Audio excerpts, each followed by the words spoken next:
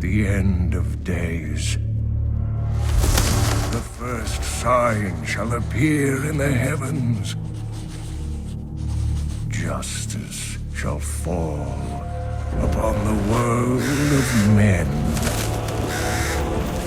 The armies of light and shadow will clash across the fields of eternity.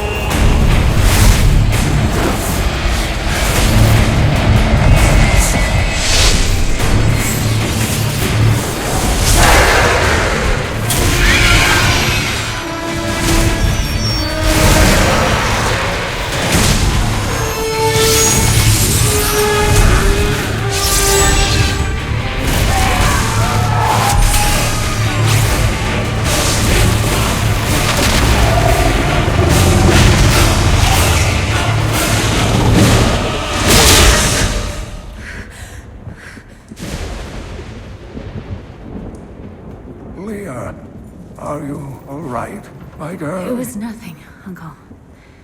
Just a bad dream. We should be getting you home.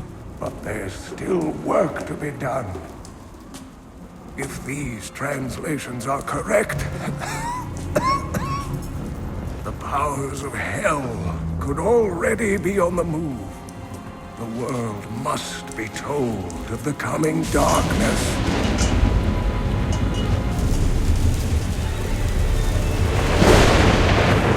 You do believe me, don't you, Leah?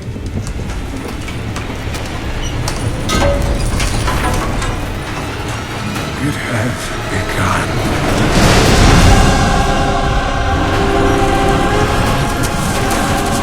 Leave it, Uncle! It's not important!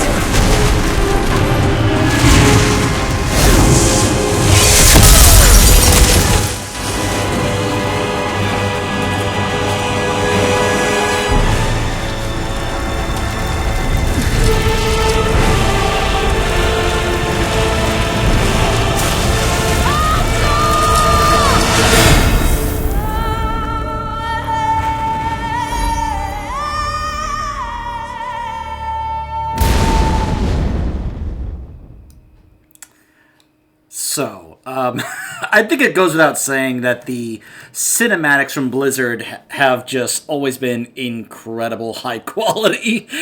Now, unfortunately, I don't recall seeing any of those in Diablo Immortal, but then again, we know what Diablo Immortal wasn't. That wasn't really the goal of Diablo Immortal. I don't think that was a priority for them to make really high quality cinematics for that. Hopefully, and I haven't gotten very far in the Diablo 4 closed beta, which is actually going on right now, but I've actually already done what I wanted to, and I think I'm just going to be content to just wait until the open beta next week to continue trying that out. But in the meantime, but what my point was that based on how far I've actually gotten, I haven't seen any high-quality cinematics, but I don't really expect any high-quality cinematics in a beta, since that really is not what the beta is for. There may be some good in-game cutscenes, but in terms of cinematics, like what we're going to be seeing in this game and in other recent Blizzard games, hopefully that'll be the case when Diablo 4 actually launches later, but, we'll find out. So anyways, in case you missed the first couple of parts, you may be a little confused where, I spent the first couple of parts talking about my characters, talking about the game and my thoughts on, the reaction and over, how people feel about it over the years, as well as showing you guys some of the cool little secret stuff you can do in this game. Since then, you'll probably notice that I have acquired some new wings and a new pet. This is what you got for pre-ordering Diablo 4. This was one of the main reasons why I wanted to pre-order that game, was to get these wings, which are supposed to be the angelic wings of Inarius, for your characters in Diablo 3, along with a pet that also has these wings, which looks like a Murloc trying to pretend that he's Inarius. But of course, why wouldn't that be the case? So, yeah. So we're going to be trying to actually go ahead and play through the story again, and I hope I've made it clear why I'm doing this playthrough, And let's just say that I think this is probably a good time to go ahead and do it as a warm-up and lead-up for Diablo 4. I don't know if I'll actually be doing a playthrough of that when it actually launches. I'm not entirely sure how I want to do that or approach that. I'll figure that out as we go along, especially since when I thought I might do one for Diablo Immortal, clearly it didn't work out that way, so we're going to have to wait and see what is actually going to be the case with Diablo 4 when we actually get our hands on it. So anyways, I'm looking forward to this because I still love this game to death. It's one of my favorite games of all time. I still love going back and playing it. I was even playing it last night and earlier today, just because I felt like playing it. And, I do just occasionally just want to go back and play some more. That's how much I enjoy playing this game and still love it to this day.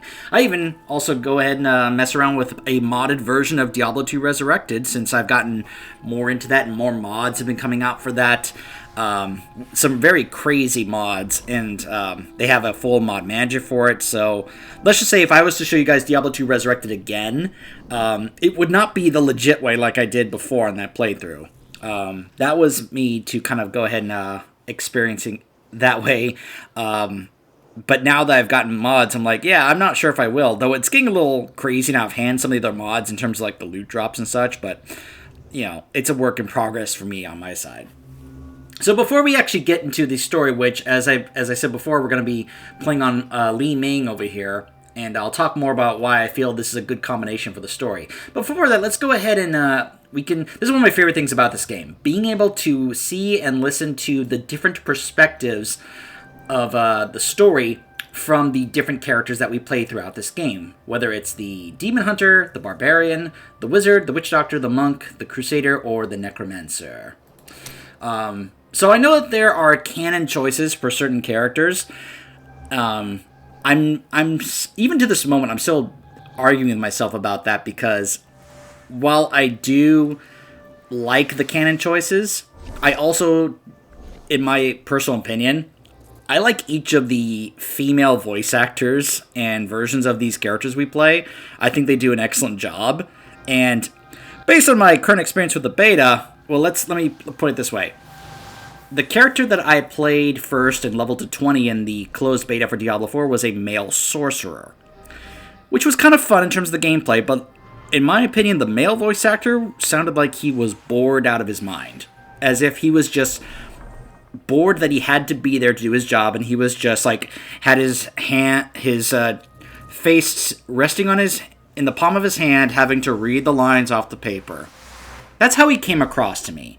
Then I tried a female rogue and a female barbarian, and the two of them actually sounded as if they were actually doing a better job, as if they were actually trying to, be actors. So I have a feeling that the female voice actors may actually be putting in more effort or even just doing a better job than the male voice actors. And maybe that's the case with each of the Diablo games, or at least with Diablo 3, since that wasn't entirely the case with Diablo 2.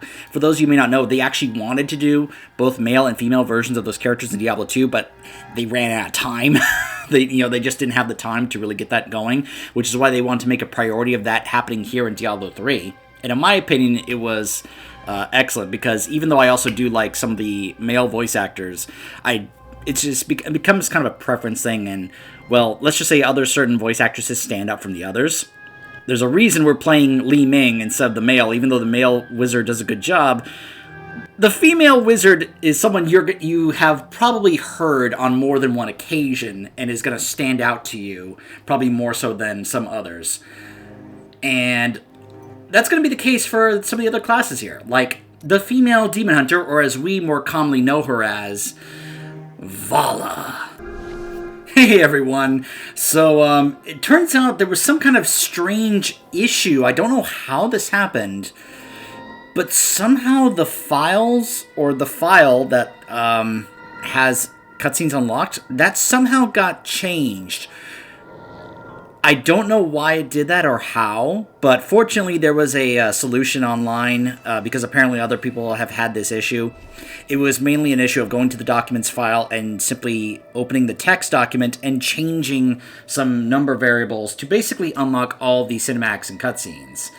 which I don't know why I had to do that since I had already beaten the game, so there's no reason that should have been the case, but whatever. What I was trying to basically do was show off these at first, because there are certain cutscenes that help tell the story of certain classes, and this right here is one of those. So, as I was saying before we had that problem, Vala.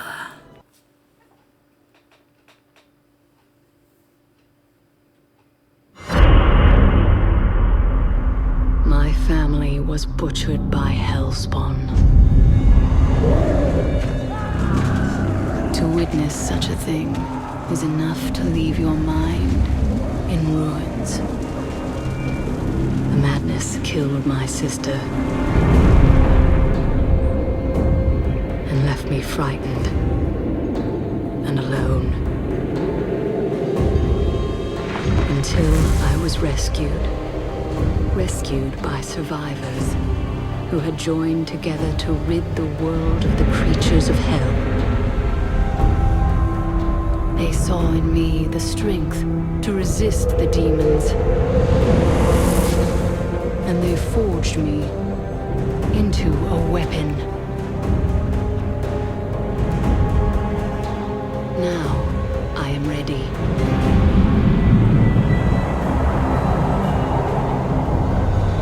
A meteor has fallen in Tristram, and the dead have risen in its wake.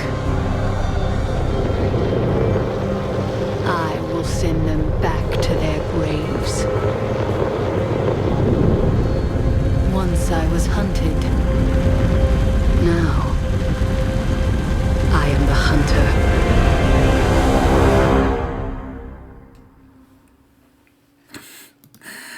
Playing through the story as Vala is interesting because obviously she has a very strong chip on her shoulder. She's obviously very upset, and you can tell that she's not very happy throughout the time that we're playing with her. She does have some interesting moments, like when she talks with Lyndon about the crossbow, and he says about how his brother said he should use the crossbow because it would give him time to run away, and Vala gets pissed off at this, and she's like, the crossbow is not a weapon for cowards, and he's like, oh, touched a nerve, did I? And there's also a couple of other good moments with her as well, and you caught the part where her sister died. Well, we actually get to see her in Pandemonium, but I'll save that for when we get to Act 5. So that was Vala, the demon hunter. Let's meet the barbarian, Sonia.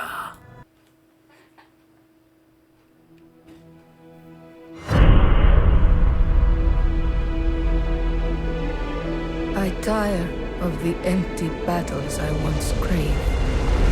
I wander, outcast, while my tribe curses the gods who abandoned us. Our home is in ruins, yet I stand firm. 6 days ago, the falling star struck the town of Tristram. The dead rose in its wake. What evil is this? Could it be what I have sought these long years? A foe worthy of my blade. So let me take a moment to talk about the barbarian for a moment here, because it's actually kind of interesting. When they were making the game, they actually intended for the barbarian in this game to be the same barbarian that we play in Diablo 2. And keep in mind, this game takes place 20 years after the events of Diablo 2. And if you play the male barbarian, he looks like he could actually be that, even though he's grown hair, because in Diablo 2 he looked more like Kratos with the bald head and everything, but no beard. Whereas in this one, the male barbarian looks like he's much older. So he could, you could make him that way, because there's like, a headcanon way you could just say the male barbarian is the same one from Diablo 2, just 20 years older. Although the way the story is told, that wouldn't exactly work, and that's actually part of the reason why they changed their mind and decided to make the barbarians in this game new characters we play instead of the same one from Diablo 2. They changed their mind because the reason they gave was that it had to do with how they would tell the story for new characters who were new to the scene, as opposed to characters who had already gone through what they went through in Diablo 2. Because you would expect the barbarian in Diablo 2 to be like, oh, I know what's going on here. I've been through it, guys. Like, trust me when I say I know what's we're dealing with here. He'd be that veteran soldier guy who's been through hell, literally, and has come here to be like the advisor and such. But they changed their mind on that. Who knows what happened to him? I actually don't know. And to help push forward the idea that this was not the same barbarian, they made Sonya the canon barbarian, especially when they announced her in Heroes of the Storm. So I personally don't mind. I think that both voice actors do a good job with what they do, but that's just me. I actually don't mind Sonya at all. I'll save Li-Ming for last, since she's the one that we're going to be playing. Next up, the canon witch doctor is Nazeebo from Heroes of the Storm, of course, the male witch doctor. But let's listen to the female witch doctor, who, in hindsight, I wish I had named after the awesome badass guard from Black Panther. I forget her name. Oh, gosh, I actually forget her name. But she's like, you know who I'm talking about. She's like the one who gets a lot of screen time. She was the one who joked with T'Challa about don't freeze. Yeah, her. I would have named the witch doctor after her just because I think she's just awesome. Anyways.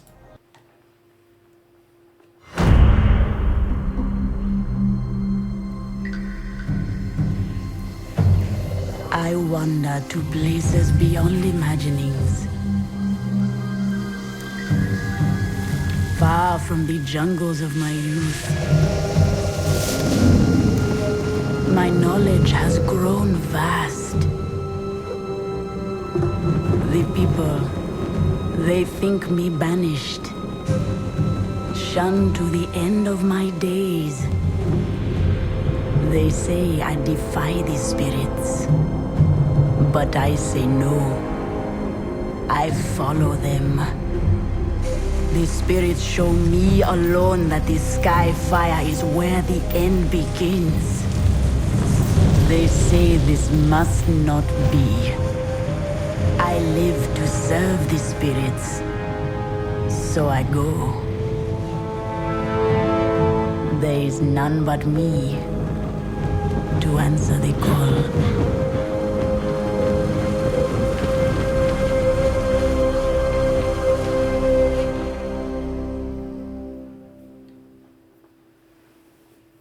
Like I said, even though the canon choice is Nazeebo, I still think she does an excellent job. Next, the monk. Another situation where the male monk is the canon choice, Karazim! And he does a good job, but honestly, I love the voice actress for the female monk.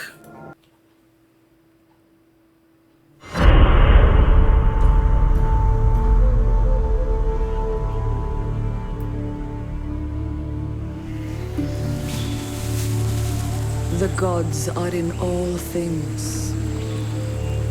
And everywhere I see signs of change.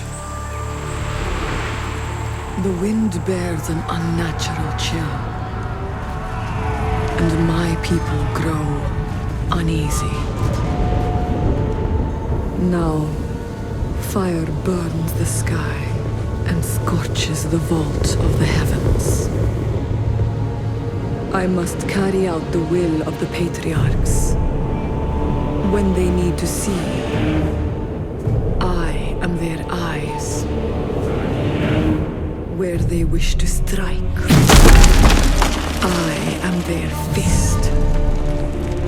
When they would ignite the light of truth, I am their torch.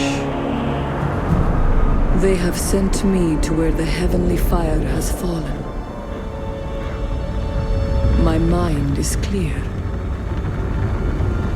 I will rid Tristram of the shambling corpses that have risen in the fire's wake.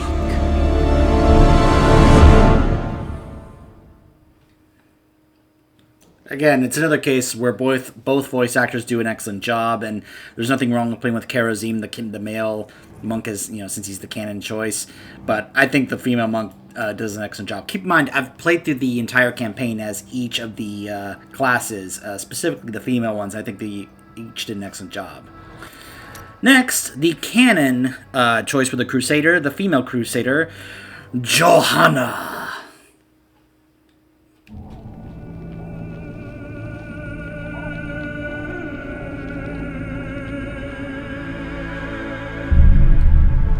At 12, I swore the oath, leaving home and family. At 16, I saw my master die. I took up her shield and her name, and on that day, I became a crusader.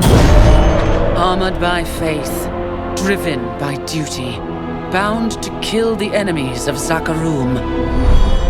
Sworn to live as a crusader and to die as one. Now, corruption returns to the hearts of men. I see it in the eyes of the mad, hear it in the howling of the damned. A falling star in the west leads me to the town of New Tristram. The crusade calls me, and so I go. One thing I should point out is that in lore, the canon thing, because people have asked, well, what's the canon class that goes through this game? The answer is all of them. There is actually bits that they say where they saw both the female wizard Li-Ming and the female demon hunter Vala, excuse me, fighting together in Act 3 at Bastion's Keep. But yeah, in lore, the canon is that all of the classes we play go through this story together. There's not really any kind of interactions to verify that or justify that in the game, unfortunately, but that is what I've heard, and to me that just makes sense, that the idea that even though these are the Nephilim and these are very powerful beings at this point, that they would encounter each other and they would be like, we have a lot of very dangerous things to get through right now, we gotta do this together. Because that's what happened in Diablo 2. All the classes went through together. And remember, in that game you could co-op with up to 8 players. So you could literally play through the game together with every single class to make it seem as if, yeah, all the classes are going through this together. Unfortunately, you can't do that in this game because it's only 4 people instead of 8, but my point still stands that story-wise, all the classes go through this together. So imagine each of them have their own reasons for heading to where this fallen star is. They all converge on Tristram, and they all meet up with each other on the road, and that's when they head to Tristram and go through this entire story together. Just kind of pretend that that's the case. Next up, now, this is an interesting one, because the Necromancer, I have yet to hear what the official canon name for the Necromancer is. They eventually announced that the female Necromancer in this game was the canon choice, probably to also help differentiate the male Necromancer in this game from Zool in Diablo 2. Which also, keep in mind, Zool is actually in Diablo Immortal, but remember, that takes place before Diablo 3. But it also makes sense to me since the male voice actor for the Necromancer does not sound like Michael McConaughey, and I think it's best to differentiate the two. So having the female Necromancer in this one as the canon, I think was a smart choice. The problem is we don't know what her actual name is. So I think I named her Zula. Get it? Zula. I know. It's silly, but I didn't really know what else to name her since I don't know what her actual canon name is. So, the female Necromancer.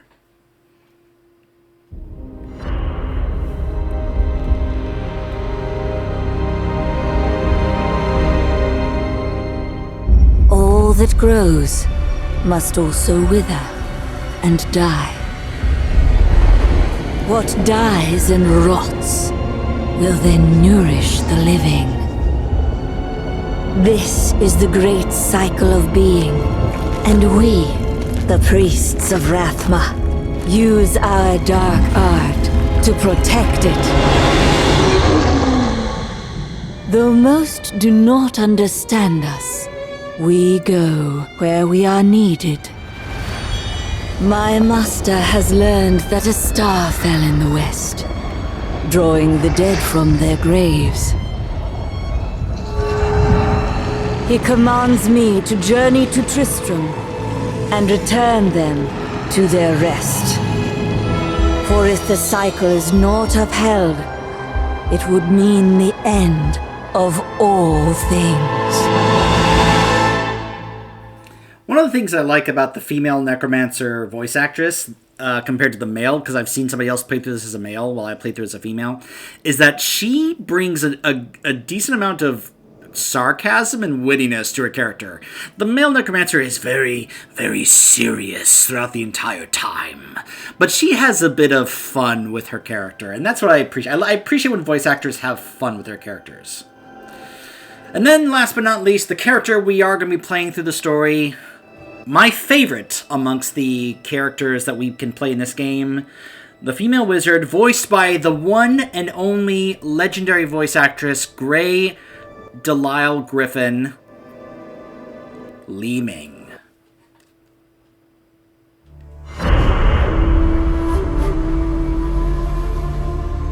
Since my youth, I have been told that I was special. A prodigy of vast potential. I came to the Ishari Sanctum, seeking what knowledge I could glean from the Masters. But I found them fearful of the truth. I would learn nothing from them. But the old books, the prophecies they contained, showed me all that might come to pass, and all that I might become. A star fell from the heavens, the sign that my moment had come. I will go west to Tristram to stop the darkness that the star portends and fulfill the destiny that beckons me. So, I want to share a bit of extra backstory because I think Li-Ming actually has the most actual backstory amongst the actual characters that we can play in this game. There's really not much to the other ones when it comes to the Witch Doctor or just any of these. Pretty much the only one that had more was Vala, and you pretty much saw it in the cutscene of what happened to her family, and then she was found by people who turned into a demon hunter. And they really don't give us any more backstory other than, of course, Johanna had the same treatment. We got her backstory in that cutscene. Same with Sonia, and of course the whole, oh, look what happened to our home Mariette crater. And there's pretty much nothing else. Now, for Li-Ming, that's a little different. And that's one of the reasons why I like also playing her, not just because of her character and her voice actress, but also because of some of the backstory that she has. Now, I think there may be some more info on the other characters in the Diablo wiki, because that's actually what I'm double-checking here, since people like to make sure all the info about these characters are there. But Li-Ming was born in Jiansai in 1266, and was brought to the Shari Sanctum. It's funny. When I heard her say, from when I was born, I was told that I was special, a prodigy of vast potential. Now, what's funny about her saying that is, keep in mind, this is the same woman who voice acted Azula in Avatar: The Last Airbender. So when I hear her say that, I'm like, Azula? Is that you? Because I feel like that's Azula saying that. You get it? If you've seen that show and you know about Azula's character, you know, right? And again, this is the same voice actress, so that just tickles me. I love this voice actress. She is one of the best voice actresses in the business, in the industry, alongside Jennifer Hale, who we are going to be going through this game with. So, yeah, we're going to get a lot of really good voice acting talent on display here, alongside Troy Baker as our friend. And Dominic Keating, but he won't be hanging out with us. It'll mainly just be Lyndon. But anyways. She was brought to the Ishari Sanctum by Isendra. You remember who that is, right? The sorceress that we play in Diablo 2. That was back at age 7 years old. Now, keep in mind, at the time of this game, when we play this game, Li-Ming is actually only 19 years old. She's a teenager. 19 years old is when she is going through the events of this game. Remember, Diablo 2 happened 20 years ago, so she was born after the World Stone was destroyed. Just keep that in mind. Valthek took her training under his personal control after he had caught her looking into the Forbidden Archives and studying forbidden spells. From the first days, Cassandra believed that the prophecy was actually talking about Li-Ming, even though everyone except the two of them had been quite skeptical. Like Cassandra herself, Li-Ming dismissed most of the warnings and refused to ignore the needs of people around Chaldeum. At the age of 16 years old, she saved the city of Lut Bahadur from a drought by bringing water back. That's why Li-Ming has the title of Wizard, which is, in this setting, the title of Wizard is the highest possible title and rank of a spellcaster. Cassandra was a sorceress, and there's also a mage, like the one we played in Diablo 1, but no rank of a spellcaster is higher than Wizard, and that's what Li-Ming got, because she is that freaking powerful. However, the Mage Clan's attention was focused on Cassandra because they believed that she was influencing Li-Ming. Li-Ming discovered Cassandra's mangled body shortly after the sorceress was assassinated in the Eastern Desert. We will have a follow-up to that when we get to Pandemonium in Act 5.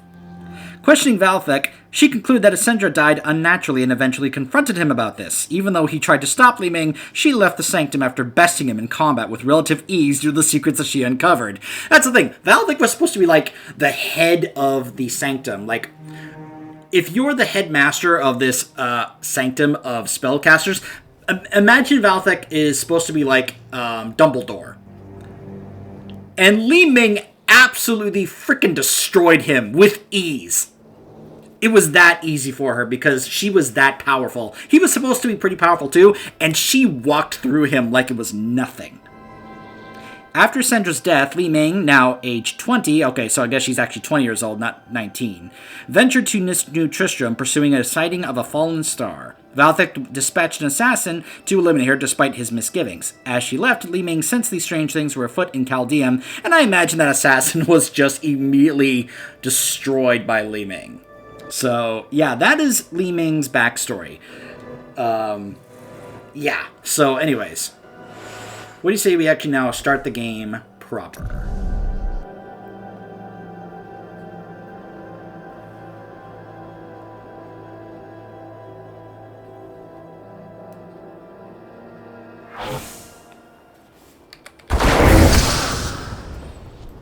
This place reeks of the dead. The fallen star must be near. That's odd. I thought that stench was just you. Hey! So, in case you're wondering, yes, we are playing this on Torment 13.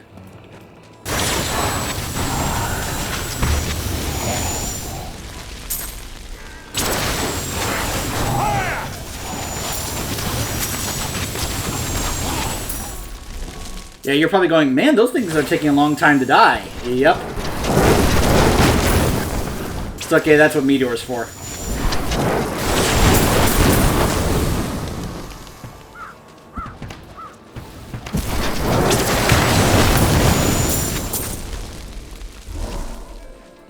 Hey, Cullen.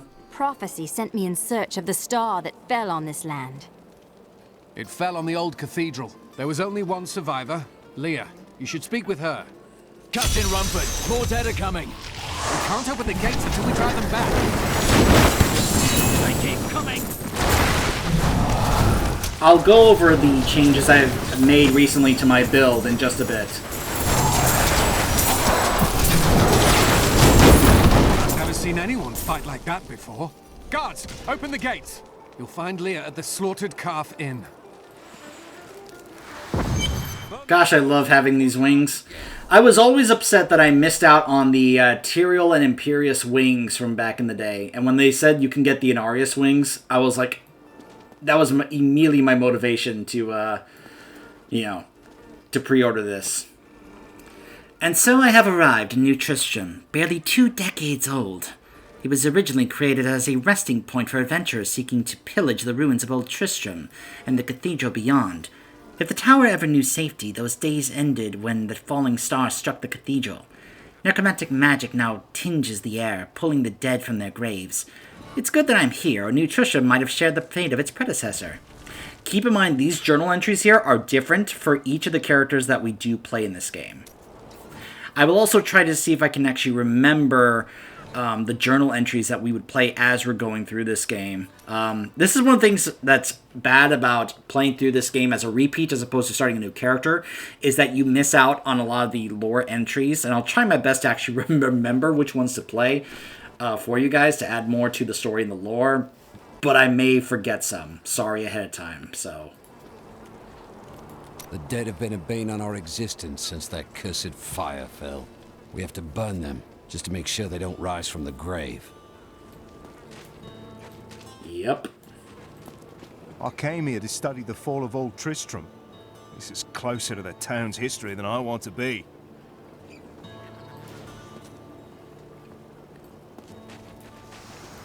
Death may be upon us all soon, but I shall do what I can to ease your pain. I promised Marco I'd protect him, and now he's dead. I can't tell you how many times I've heard that guy say that same line. Hey, Hadrig. Nothing ever seems to change in New Tristram, does it? What do you mean? There's always some threat of the risen dead or foul evil descending on the town, isn't there?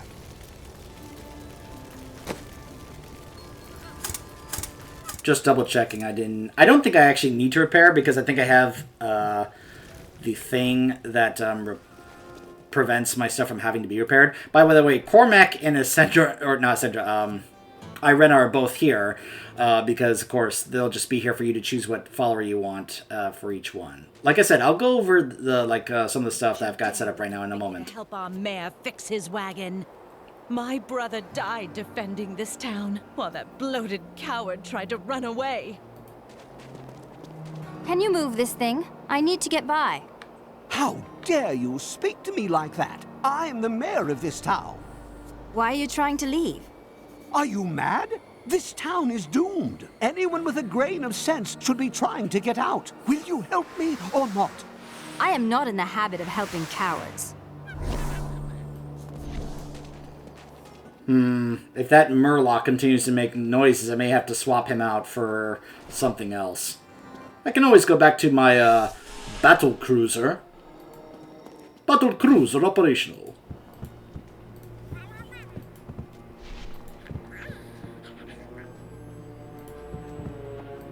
Tristram used to be such a wonderful place to live. My family has been here since the town grew out of the ruins of Old Tristram. But now, it's horrible. The loved ones we've buried and grieved over now threaten our lives.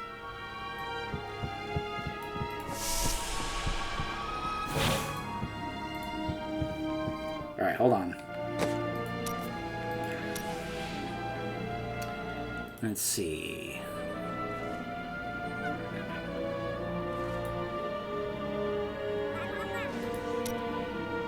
We've been under siege for 6 days now. Uncle Deckard is still missing. Captain Rumford and the others are losing hope.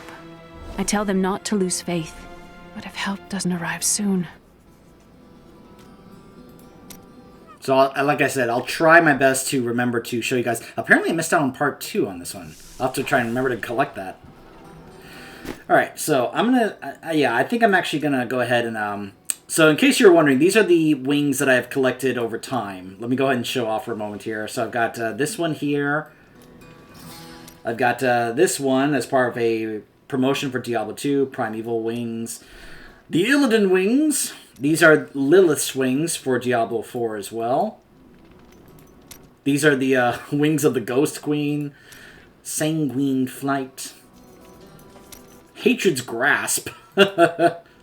Yeah, there were a few wings, I think, helping promote Diablo 2. The Crypt Guardian wings, the Falcon's wings, Mercy's wings, the Queen of Blades wings, and, of course, Tyranny of the Father. You will not find my company as kind as my daughters, Mephisto. So this is the pet that came with it, Father Mercus. He's been through hell. So let me show, I got a ton of pets here. I've got, Galthrak the Unhinged. I've got the Mercomancer, Mephisto himself, the Dark Overseer Lady Josephine, That which must not be named from a place that does not even exist. Queen of the Succubi. A half-formed golem. Blood Rose, or as I like to call it, the reject from Little Shop of Horrors. The Mimic. Aslo. Too short to dunk. Miss Madeline. A Tal'Darim probe. Whoops. The Friendly Gauntlet. The Dominion's Revenge. One of my personal favorite pets. The Butcher. Buddy. Malfeasance. Bones. Probe. Charlotte. Get it, but no thank you. Blaze. Diablo himself. Aren't you a little short for a Lord of Terror? Princess Leia. Lady Morthanlu.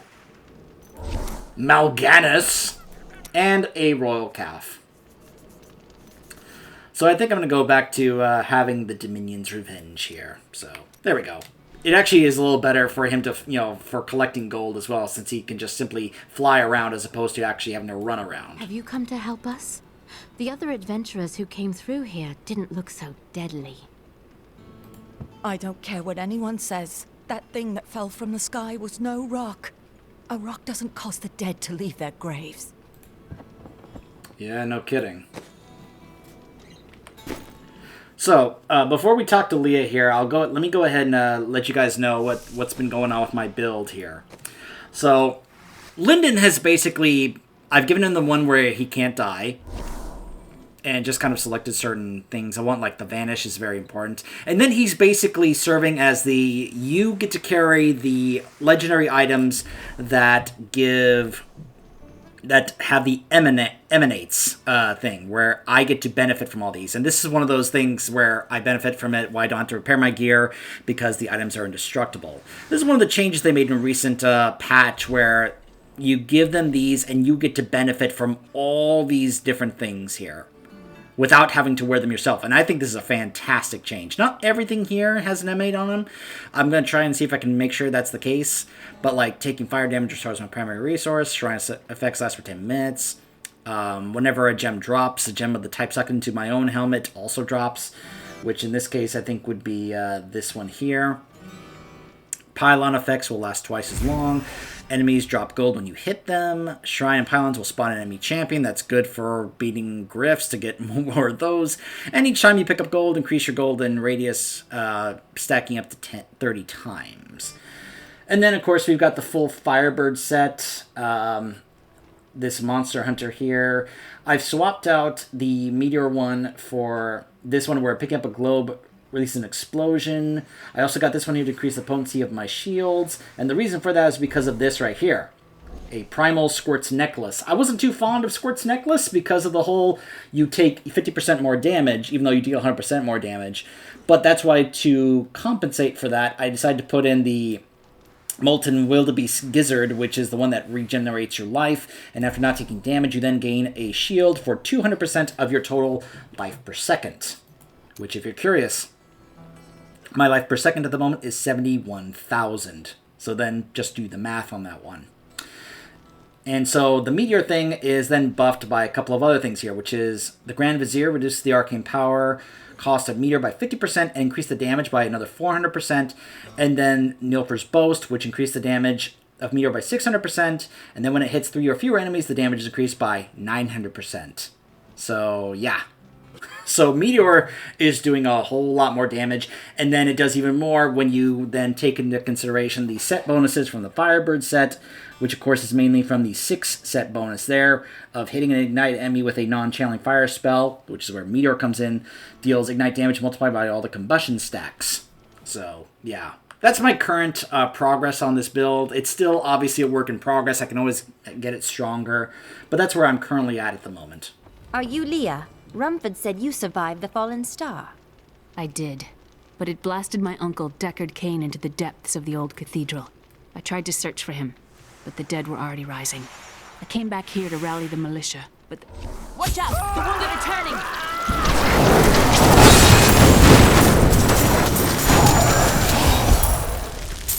This is killing business. The dead will overwhelm us all, unless something is done. I will make certain that doesn't happen. Your town is safe. Thank you. You should speak with Captain Rumford at the gate. He can tell you what to do. Oh, by the way, I also have, not necessarily this, but this here. Not so much the actual ring, but the gem inside of it. Boon of the Hoarder, which is fully maxed out. So now I have a 100% chance of killing an enemy causes an explosion of gold. And I get extra movement speed after picking up gold. But the point is that now every single time an enemy dies, I get gold. Which means this is one of those characters that if I need a bunch of gold, I just go on a bounty run with this character, and I get, I'm now up to over 2 billion gold. And I think by the time as I go through this campaign, I'm gonna be able to get a lot more gold simply because of this. And also keep in mind that Linden has this other thing here, which is that a chance for enemies to drop gold when you hit them. So let's just say, yeah, this is definitely one of my gold making characters. Now, take a look at the change in the journal entry. A woman named Leah has asked me to save this town.